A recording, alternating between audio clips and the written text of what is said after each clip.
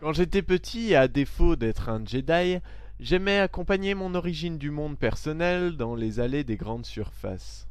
Sanctuaire de mes céréales et des Action Man qu'on ne m'offrait pas, parce que tu comprends, la guerre c'est mal, les armes ça tue, et tu joueras avec les Barbies de ta sœur. C'est tout pareil. Ceci au passage expliquant sans doute en partie ma recherche perpétuelle d'agrafes de soutien-gorge à faire sauter, de braguettes à dézipper, de jeans à faire tomber, de jupes à soulever, bref, de filles à dessaper. Sanctuaire, disais-je, de mes princes, mes pères castors et autres oasis, que je rangeais en masse bien alignés dans les rayonnages. Il est pourtant un produit qui a nourri durant des années mes interrogations et questionnements les plus profonds, les plus troublants. Parce que la place qu'on lui réservait au creux du lieu saint me semblait disproportionnée par rapport à l'utilisation somme toute très occasionnelle que chacun pouvait en faire. Le mouchoir en papier. Le mouchoir en papier dont l'abondance me plongeait chaque fois dans une perplexité un peu plus perplexe. Des rhumes, bordel, c'est saisonnier, ça passe, ce n'est pas irrémédiable. Il n'y a pas la moitié de la population qui a la goutte au nez à cet instant, si.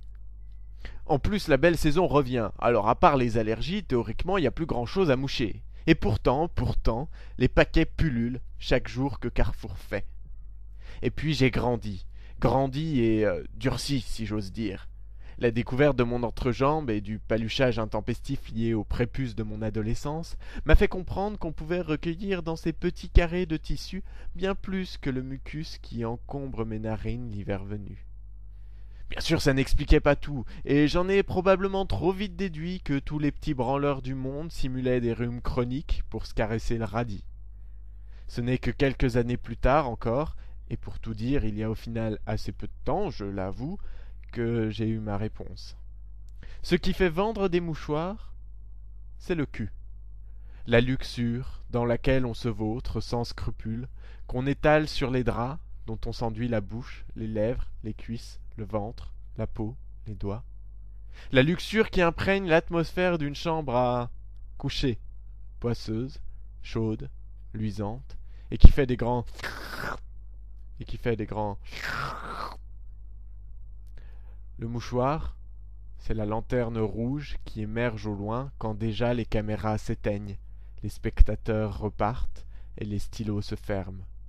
Le mouchoir qui arrive toujours après la bataille est le grand oublié des coucheries érotiques, celui qu'on préfère taire parce qu'il démystifie encore plus que le bruit, les odeurs et les couleurs pas toujours désirées. Mais c'est lui qui est là pour essuyer la goutte après l'amour, tandis que les partenaires s'amusent de voir le phallus mouchoir, épuisé d'avoir trop baisé. Et l'entrecuisse de madame, humide et chaleureux, se sèche et s'essuie pour pouvoir crier « C'est clean! Next !» Le mouchoir qui l'essuie, lui ou elle, les deux souvent, lui, elle et elle, eux, vous, nous, les autres, moi.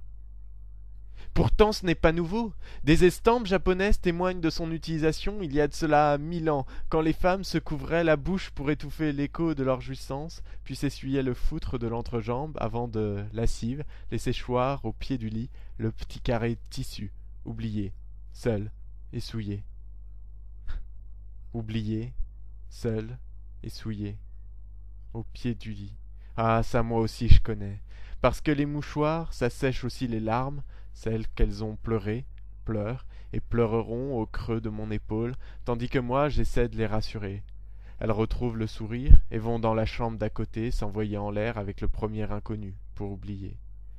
Moi je reste et resterai, là, au pied du lit, l'épaule trempée.